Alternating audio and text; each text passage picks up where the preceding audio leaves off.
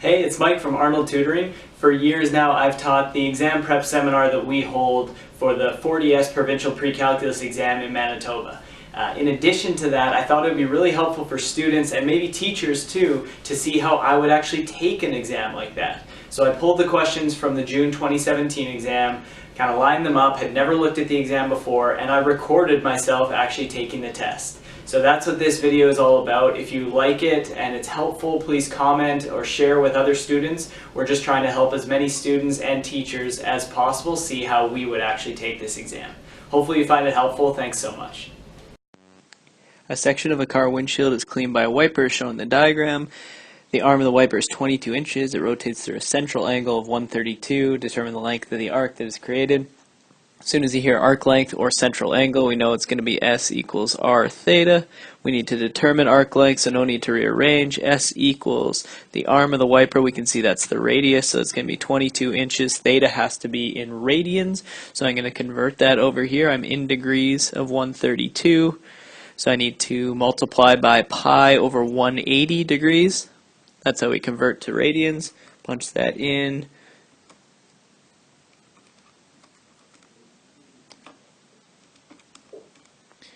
It's going to be about 2.3038 radians.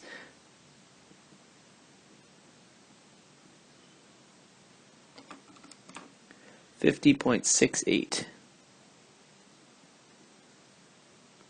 inches. I don't have a graphing calculator, so it might be slightly off with rounding. There are 20 boys and 11 girls who can be selected on a team. Determine the number of ways that 7 boys and 5 girls can be selected.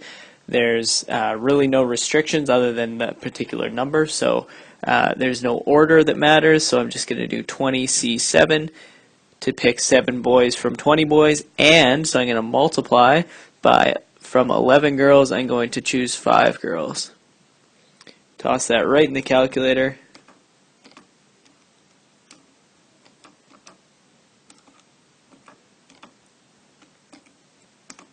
And I get 35,814,240 different ways. Quick check if that's reasonable. Yeah, it does seem reasonable. There's 31 different people and a committee of 12. That can be done a ton of different ways. Next question. Water filtration, we can see they've given us an exponential equation here.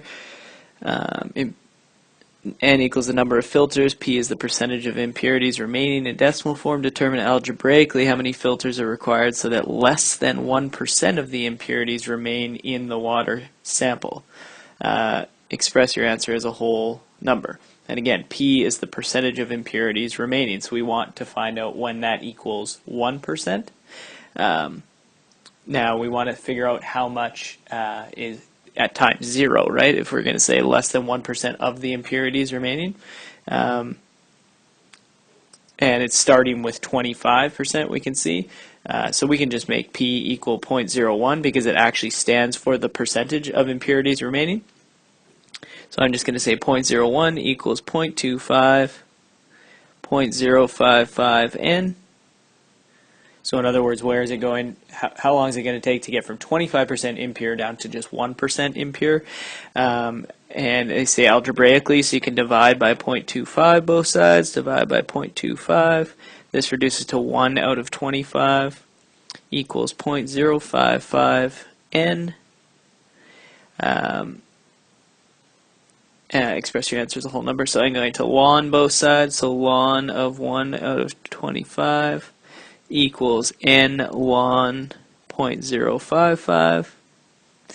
N equals ln of 1/25 over ln of 0.055, and n equals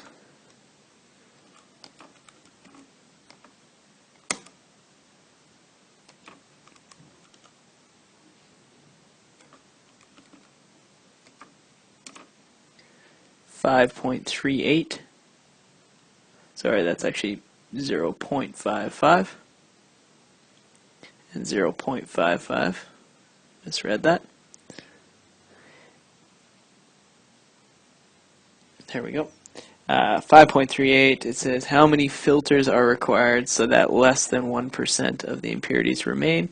So 5.38 will get it to exactly 1% left. We want less than 1%, which means we need more filters. So n equals 6 filters.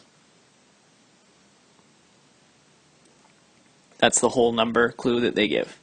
Moving on. Binomial expansion, we know right away from what it says.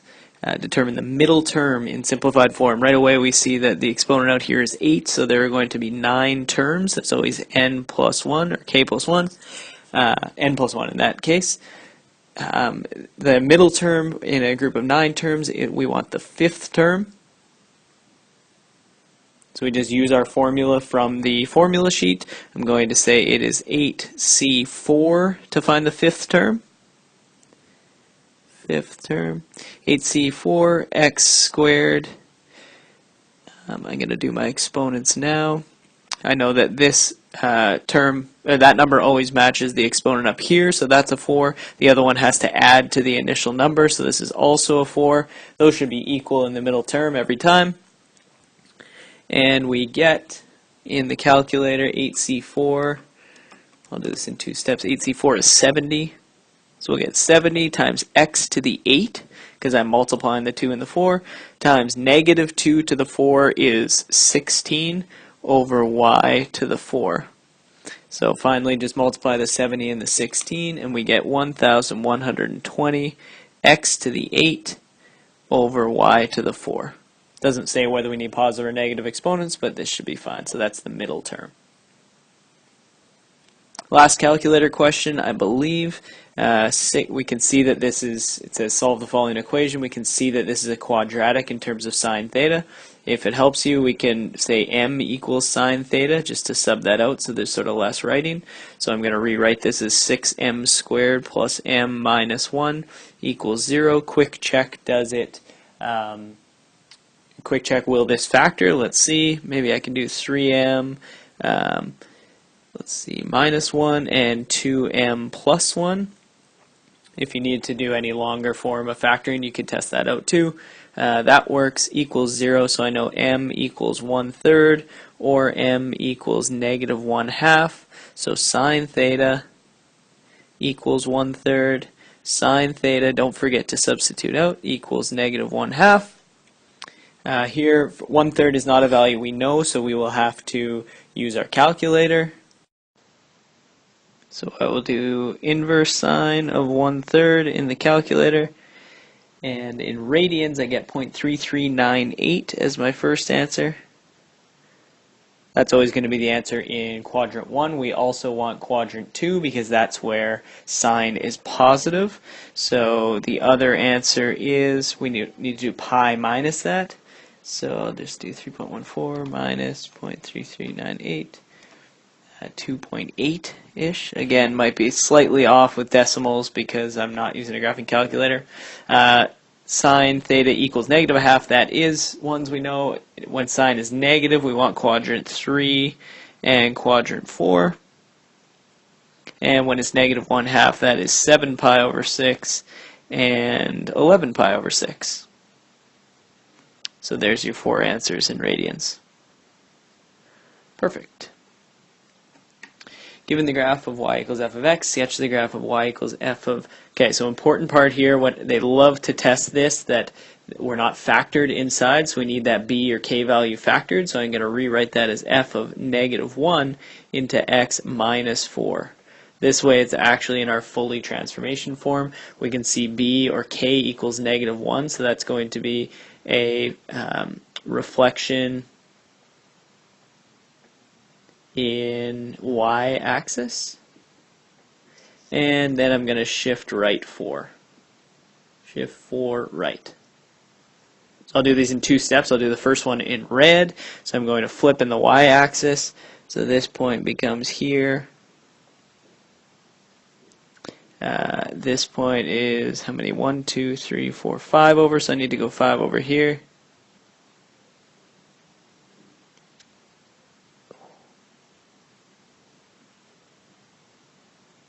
Excuse the not perfect dots. These will go this way, and then it goes up like this and down like that. So reflection in the x-axis, or in the y-axis first, I'm sorry, and then I will do the shift 4 right in blue. So from that red function we need to shift 4 right, so 1, 2, 4. Looks like that. 1, 2, 3, 4. Like that, and 1, 2, 3, 4. So I'm just taking the major points, and that should be good enough to actually provide your function. So the final function is there in blue. Following triangle, determine cosecant theta. So cosecant theta, remember, is 1 over sine theta, and sine theta is y over r, so this is r over y, or the hypotenuse over y. You can see this is we need the y value, obviously. So how are we going to get that? It's Pythagoras, so we can say c squared equals a squared plus b squared. So we can say 5 squared equals 2 squared plus b squared. 25 minus 4 equals b squared. So b equals the square root of 21 plus or minus, but in this case it's minus because we can see this is the y value here. We're in quadrant 4, so clearly that's going to be negative. And therefore our r over y is 5 over negative root 21. If we want to simplify that, I will do it over here. So it's 5 over negative root 21 equals cosecant theta. To simplify, we just multiply root 21 to top and bottom. So root 21 and root 21. Can show that, and we're left with the final answer of negative 5 root 21 over 21. That is cosecant theta. Moving on, it says solve algebraically. We know this is no calculator, so just go ahead and plug in the formula. NPR is on your formula sheet as n factorial over n minus 2 factorial. That's it. It's not the C formula. This has to equal 9n, so we must be able to simplify this left side. N factorial is n times n minus 1 times n minus 2 factorial, and you could go down as long as you need to so that it matches the denominator. If it was n minus 4, you would keep going like that. Those cancel, so we're left with n times n minus 1 equals 9n. This should be a nice quadratic, so I'm going to simplify the left side into n squared minus n equals that 9n. Everything to one side because it's a quadratic. Don't divide by n or anything like that. Minus 10n equals 0. We like quadratics equal to 0. Factor out an n and we should be able to solve. Equals 0. So n either equals 0 or n equals 10. But we know we check our answers when it's not normally a quadratic, like the question wasn't a quadratic, and we can't choose pick 2 from 0, so 0 is not an answer, 10 is the only answer. Question 9, transformations applied to the graph of f of x to obtain the graph of g of x. Well, let's take a look. It looks like it might have flipped because it's kind of going the other way. So if f of x flipped over the x-axis, I'm going to say that's negative f of x. That's sort of the first move, because that would have gotten it here. Something like that. And then what happened? Well, it looks like everything has basically been moved down 1. So I'm going to say it's negative f of x minus 1. Does that seem about right? Yes, it does. Therefore, it says describe the transformation, so I would say a reflection in x-axis and a horizontal a vertical translation. Excuse me, vertical translation down 1 unit. Great, so break that into the 2 separate steps and you should be good. Determine algebraically the value of the leading coefficient of the graph of the polynomial. Okay, so lots going on here. We can see it's a pretty complex function. Let's identify our zeros first. Every time we're given a graph, we want it in factored form because we can find our zeros. So p of x equals, I'm going to leave my coefficient as a, and that's the value we want to find. It says the leading coefficient, so we don't know what that is, but we can use the rest of the information, namely our zeros, to figure out what it will be. So I know there's going to be an x plus 3 factor because of this minus 3, 0. I know there's going to be an x minus 1 factor because of that simple 0 there at 1. This 0 here has a special property. See how it flattens out there? That's going to be a cubic. So it's going to be x plus 1 because negative 1 makes that 0, but it will be to the power of 3. Last thing we need to do is use, remember we always have to use basically all the information given on these exams. So there's also a point of 0, negative 12. How can we use that? Well, we can plug in 0 for all of our x's because we know it takes this form. Plug in negative 12 for y, and then solve for a. So that's what I'm going to do down here. So negative 12 equals a into 0 plus 3, 0 minus 1, and 0 plus 1 cubed. We simplify all this, and we get negative 12 equals a times 3 times negative 1 times 1. So negative 3a equals negative 12, so we know that a equals 4, and that is all the question asked for, the leading coefficient.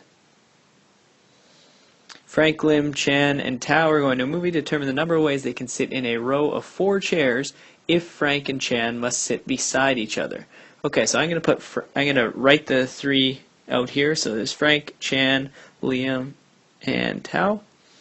I'm going to sort of box Frank and Chan together because they have to sit beside each other. Now instead of arranging 4 people in a row, it's really arranging 3 things. 1, 2, 3. I'm thinking of those 2 together. How do you arrange 3 things in a row? It's 3 factorial. Then you go back and say, well, within this one item, they can be arranged either way, right? It can go Frank and Chan or Chan and Frank. So they can be arranged 2 factorial ways. So I multiply 3 factorial by 2 factorial and I get 12 different ways. With small numbers like this, you could probably list out all of the options because it's only 12 different ones and you'd be okay, but they want to see the algebra ideally. Algebraically, if f of x equals 1 over x plus 5, g of x equals 1 over x minus 5 are inverses of each other. Inverse is easy. We can take switch x and y. So I'm going to write f of x as y. So I'm going to say y equals 1 over x plus 5. Then I'm going to switch x and y. So x equals 1 over y plus 5 and see what happens when I isolate for y. I'm going to multiply y plus 5 to both sides, y plus 5, y plus 5. In doing that, these cancel, and I'm left with y plus 5 times x equals 1. I'm going to divide by x. Remember, I'm trying to isolate for my new y. So this will be 1 over x. And last step is y equals 1 over x minus 5. Is that the same as 1 over x minus 5? No, it is not. So this is clearly not an inverse. Right, you could do the same with the other one if you wanted to show it. For the g of x, I would say x equals 1 over y minus 5. And same thing, you'll end up with y minus 5 equals 1 over x. You'll get y equals 1 over x plus 5, which is, again, clearly not the same. Not an inverse. Question 13. Using the graphs of y equals f of x and y equals g of x, solve when f of x equals g of x. Remember, these are equal to the y values. So all we're looking for are where the coordinates, the y coordinates, match each other at the same x value. So in other words, it's really just where these functions intersect. And that happens, it looks like, at x equals 2. So at x equals 2, the y values are the same. So we're looking for where the points are the same. X equals 2. That's the solution to f of x equals g of x. Make sure you choose the x value. That's why they put it at y equals 1. We don't want that. When they say solve this equation when the y's are equal at the same x, they're saying what is the x value that makes that happen. Question 14. An angle in standard position measures 3 pi over 4. Determine in which quadrant the terminal arm of this angle is located after a rotation of 3 radians. Very good question. So this is more of an explain question. 3 pi over 4 is exactly in the middle here, right? If we're lost at where that is, that's the same as 135 degrees. And we're moving 3 radians after a rotation of 3 radians, assuming it's going the regular counterclockwise, so it's going this way. So the question is, what's 3 radians? How much is that? Well, 3.14 radians is a whole pi radians, so it's just under that, which means we're still going to, a perfect pi radians would take us exactly halfway here. It's slightly less than that, so we're still going to be in the 4th quadrant. Yeah. 4th quadrant. Fairly straightforward. Prove the following identity. I'm going to start with the left-hand side just because there's clearly more to work with there. I'm keeping my eye on the right-hand side that I want to get to cot theta. And I don't have to write this actually in the table. This is just sort of for my own liking. Cot theta is cos theta over sine theta. It can also be thought of as 1 over tan theta. So always good to know where we're going, even though we're starting with the left-hand side. There's only one way to change the top, and that is 2 sine theta cos theta. That's what sine 2 theta is. That's on the formula sheet. Over 1 minus cos 2 theta. Well, I'm going to start with the one version of cos 2 theta because you can always change it to another. Cos squared theta minus sine squared theta. Now I'm going to kind of take a look at what I want. Well, I want to end up with sine theta on the bottom. So I'm going to expand the bottom here. 2 sine theta cos theta over 1 minus cos squared theta plus sine squared theta. I just ran the negative through the bracket. Now again, I know that I want to get to sine theta on the bottom, so I don't really want this cos squared theta on the bottom, but I know 1 minus cos squared is sine squared from my formula sheet. So I'm going to keep going and say, not touching the top still. This now is sine squared theta plus another sine squared theta. This is 2 sine theta cos theta over 2 sine squared theta. That's just sine squared theta plus sine squared theta. And we should have a bunch of magical canceling here. One of the sine thetas goes, the 2's go. We're left with cos theta over sine theta.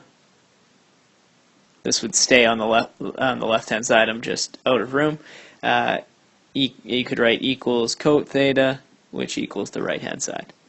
So again, this should all be on the left-hand side of this t-chart. I just ran out of room. If the range of this function is that, so y goes from -3 to 6, determine the range of y equals 2 f of 3x. Okay, another great transformation question. The range is only affected by transformations that affect y coordinates. This 2 out in front, that we multiply, that's the a value, we multiply this to our y values in order to actually enact the transformation. Yeah, we might say this is a vertical stretch by factor 2, but how does that vertical stretch happen? We multiply that to our y values. The 3 inside, that's our b or our k value, whatever you like to say, and this we divide x values, x by 3. So that has no impact on the range whatsoever. So all I'm going to do is multiply my range values by 2, and that will be my new range. So it goes from -3 to 6, to multiply it by 2, and this goes now from -6, so it's stretched 2, up all the way up to 12. This is the new range. Okay, so transformations can impact the range just like the y coordinates. 17. Incorrectly solve the equation sine theta plus 1 equals 0 over that. Looks like he did it right, but he said sine theta equals 270. Why is that incorrect? Let's see here. Sine theta equals -1. Sine theta equals 270 degrees. So on first glance, I actually had to read it twice. It looks like it was actually done quite well. The only problem is he wrote that sine theta equals 270 degrees. Sine theta can't equal -1 and 270 degrees.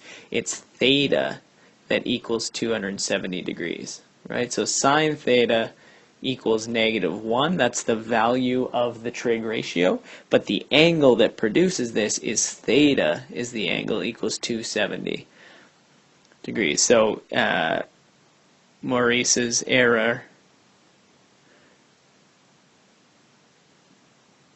was not isolating for theta.